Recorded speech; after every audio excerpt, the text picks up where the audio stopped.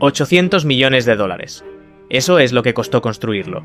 Y hoy, las puertas están soldadas, los animatrónicos siguen dentro, y nadie, absolutamente nadie, ha dado una explicación oficial de por qué todo colapsó en menos de 3 años. No fue un huracán, no fue una pandemia, no fue mala suerte, fue algo mucho peor.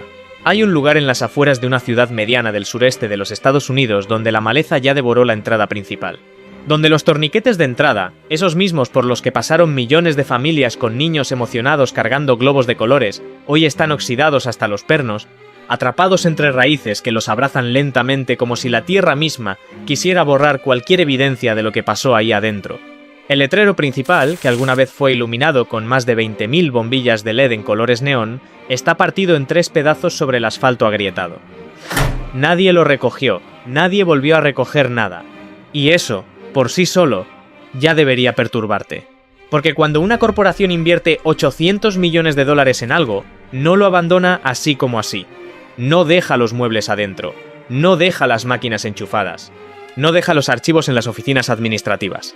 Las corporaciones son metódicas, frías, calculadoras. Siempre que quiebran, siempre que cierran, hay un protocolo, hay abogados, hay liquidadores de activos, hay camiones de mudanza y subastas y comunicados de prensa cuidadosamente redactados para proteger la imagen de los ejecutivos. Pero aquí no hubo nada de eso. Aquí simplemente cerraron las puertas un martes por la noche, como si fuera el fin de la jornada laboral, y no volvieron jamás. El parque se llamaba Elysian World, y durante 18 meses fue portada de las revistas de entretenimiento más importantes del país. Fue presentado como la respuesta americana a los mejores parques temáticos de Europa y Asia, un destino de clase mundial. Un ecosistema completo de diversión inmersiva donde cada zona del parque replicaba una era distinta de la historia de la humanidad, desde la antigüedad más profunda hasta un futuro retrofuturista lleno de aeronaves de vapor y robots parlantes. Tenía 6 zonas temáticas, 42 atracciones, 3 hoteles dentro del recinto, 2 estadios para shows en vivo, un parque acuático integrado y lo que los directivos llamaban orgullosamente el animatrónico más complejo jamás construido en el hemisferio occidental. Ese animatrónico, un coloso mecánico de 12 metros de altura con forma de un dios del Olimpo griego, capaz de moverse, hablar, proyectar imágenes holográficas desde sus ojos y simular tormentas eléctricas desde sus manos, hoy sigue de pie en el centro del parque, inmóvil, cubierto de musgo negro, con uno de sus brazos caído sobre el techo derrumbado de una tienda de recuerdos. Su cara, que antes sonreía con una expresión diseñada por los mismos artistas que trabajaron para estudios de Hollywood, ahora tiene la mitad del revestimiento desprendido, mostrando el esqueleto metálico de debajo. Los cables que salían de sus ojos, esos que proyectaban la luz holográfica que hacía gritar de asombro a los niños, cuelgan sueltos y ennegrecidos por la humedad. Parece una criatura muerta que nadie se molestó en enterrar. Y eso es exactamente lo que es.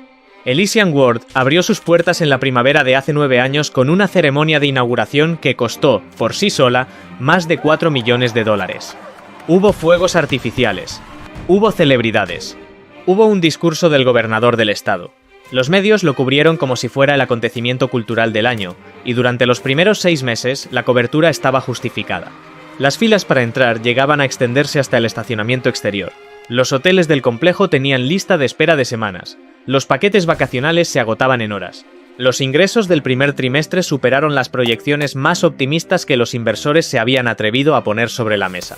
Pero entonces pasó algo. Algo que los directivos de Elysian Entertainment Group, la empresa detrás del parque, jamás han explicado públicamente de manera coherente. Algo que los documentos judiciales mencionan en términos tan vagos y tan cuidadosamente redactados por abogados que leerlos es como intentar agarrar niebla con las manos. Algo que los exempleados describen en foros de internet con un nivel de detalle que eriza la piel, pero siempre de forma anónima, siempre con miedo, siempre con la misma advertencia al inicio de sus publicaciones. Si esto me lleva a mí, ya saben por qué. La asistencia empezó a caer en el 7º mes, no de golpe, no de forma dramática y obvia, sino de la manera más inquietante posible. Lentamente, silenciosamente, como el agua que filtra por una grieta que nadie detecta hasta que la pared ya cedió. Un 10% menos en agosto, un 15% menos en septiembre.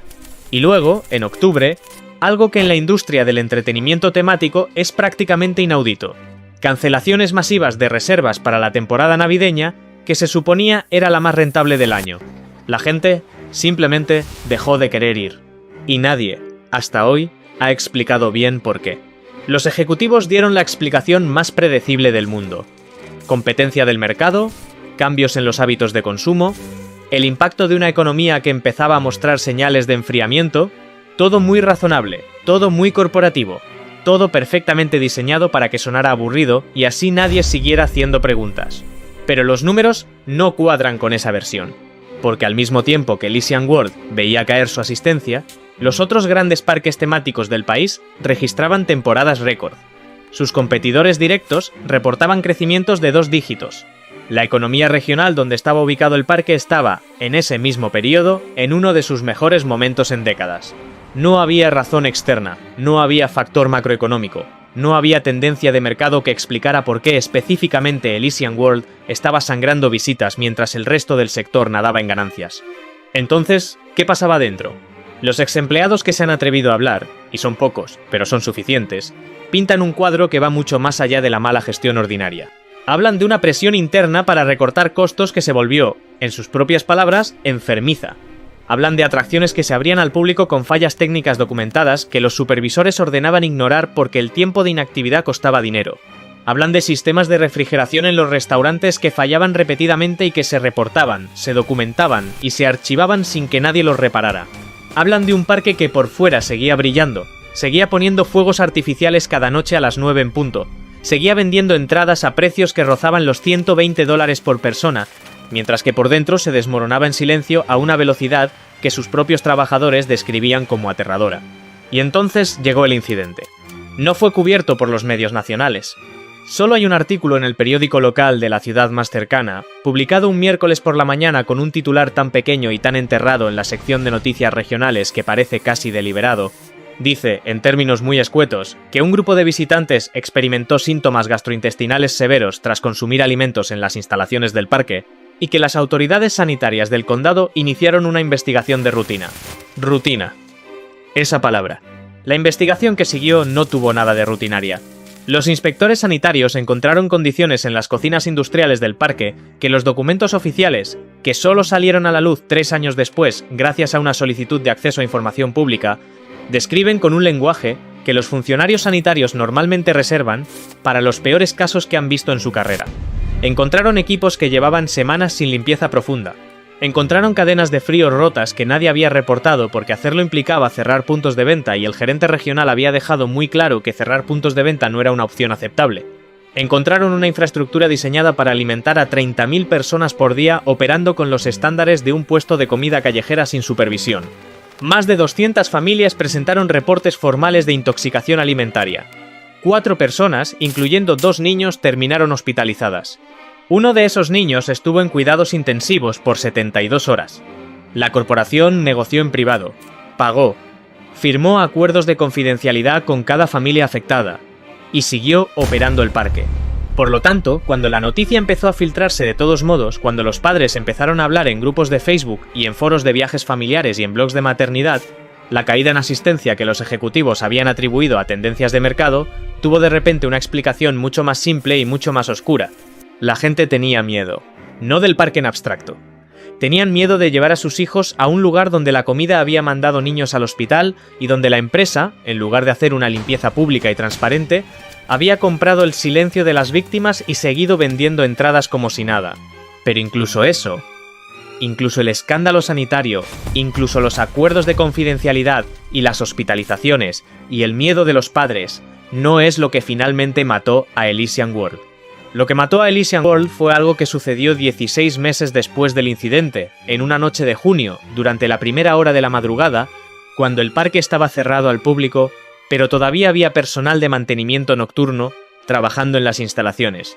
Esa noche, la atracción estrella del parque, una montaña rusa de lanzamiento magnético llamada Chronos Fury, que aceleraba de 0 a 130 km por hora en 2.4 segundos y que había costado, por sí sola, cerca de $90 millones, construirla falló de una manera que los ingenieros consultados posteriormente describieron como un colapso estructural que no debería haber sido posible en una atracción con menos de 2 años de operación.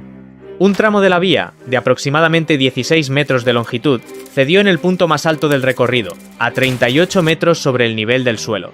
El tramo cayó sobre la zona de cola de la atracción, destruyendo las barreras metálicas, los paneles decorativos y aplastando parcialmente la cabina de operaciones, donde por fortuna no había nadie en ese momento porque el turno de noche había tomado un descanso 20 minutos antes. No hubo víctimas fatales. Hubo 2 trabajadores de mantenimiento que estaban en la zona adyacente y que resultaron con heridas leves por los escombros secundarios. Pero el parque cerró esa noche y no volvió a abrir jamás. Las autoridades regulatorias del estado ordenaron la suspensión inmediata de todas las operaciones mientras se realizaba una auditoría estructural completa de todas las atracciones del complejo. Esa auditoría, según los registros disponibles, comenzó. Y luego, sin explicación oficial, sin conclusiones públicas, sin un informe final que alguien pueda consultar hoy en los archivos del Estado, simplemente dejó de existir. Los documentos relacionados con la auditoría fueron clasificados bajo un argumento legal que básicamente dice que su divulgación podría comprometer investigaciones civiles en curso. Esas investigaciones civiles en curso llevan 9 años siendo investigaciones civiles en curso. Los camiones de liquidación de activos nunca llegaron porque Elysian Entertainment Group entró en un proceso de bancarrota tan complejo y tan deliberadamente enredado en disputas entre acreedores y accionistas que nadie ha podido, hasta hoy, determinar con claridad a quién pertenece legalmente el terreno, las estructuras y todo lo que hay adentro. Hay al menos 4 entidades legales distintas que reclaman algún tipo de derecho sobre diferentes partes del complejo, y mientras los abogados siguen cobrando por hora, el parque sigue pudriendo en silencio. Los animatrónicos secundarios, esos personajes que poblaban las distintas zonas temáticas y que antes saludaban a los niños con voces grabadas y movimientos hidráulicos precisos, siguen en sus posiciones originales. Algunos cayeron. Algunos se deformaron con el calor y la humedad acumulada durante 9 años de abandono. Hay fotos tomadas por exploradores urbanos que se han colado entre las cercas, fotos que circulan en comunidades de Urbex en línea, donde puedes ver a los personajes de la zona medieval del parque caballeros con armaduras, una reina animatrónica, un dragón de tamaño natural que escupía fuego controlado durante los shows, convertidos en figuras que parecen sacadas directamente de una pesadilla. El dragón tiene el cuello doblado en un ángulo imposible.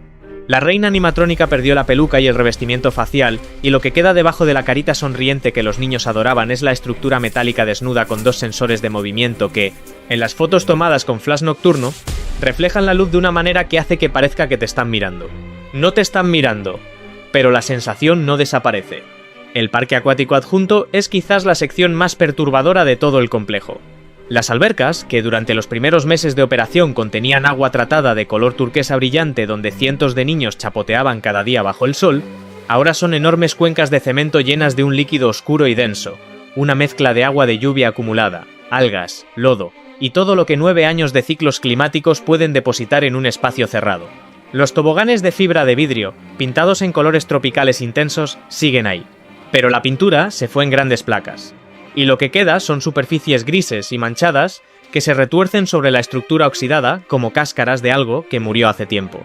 En una de las fotos más compartidas de este lugar, tomada desde el nivel superior de la torre de toboganes, puedes ver toda la extensión del parque acuático.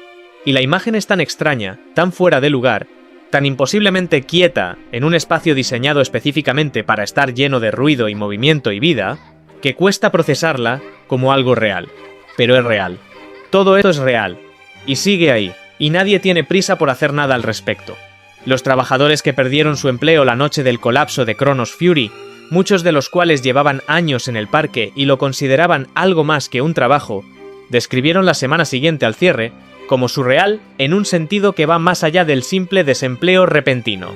Varios de ellos hablaron de ir a recoger sus pertenencias personales de los casilleros del personal 2 días después del cierre, escoltados por seguridad privada contratada por la empresa, y de encontrar las instalaciones exactamente como las habían dejado esa noche. Los uniformes colgados, las tazas de café a medias en la sala de descanso, las listas de tareas escritas a mano en los pizarrones de los departamentos de mantenimiento, con las casillas de verificación que nadie volvería a marcar, como si el tiempo se hubiera detenido de golpe y la vida del parque hubiera quedado congelada en ese instante exacto, preservada en el ámbar de una bancarrota legal sin fin, y en cierto sentido, así fue. Hay una oficina en el edificio administrativo principal, una oficina que perteneció al director de operaciones del parque, un hombre cuyo nombre aparece en los documentos corporativos, pero que ha dado 0 declaraciones públicas desde el cierre, que según quienes la vieron durante los primeros días, todavía tenía sobre el escritorio el reporte de proyecciones de asistencia para la temporada navideña que nunca llegó. Las proyecciones eran optimistas. Los números eran grandes. El futuro, en papel, seguía siendo brillante. 800 millones de dólares. 18 meses de gloria. 9 años de silencio. El dios del Olimpo de 12 metros sigue de pie en el centro del parque, con el brazo caído y los ojos ciegos, cubierto de musgo y tiempo. Nadie lo removió porque nadie sabe todavía a quién le pertenece. Nadie lo reclamó porque reclamarlo implicaría también reclamar la responsabilidad por todo lo que pasó debajo de él. Y eso, aparentemente, es un precio que nadie está dispuesto a pagar.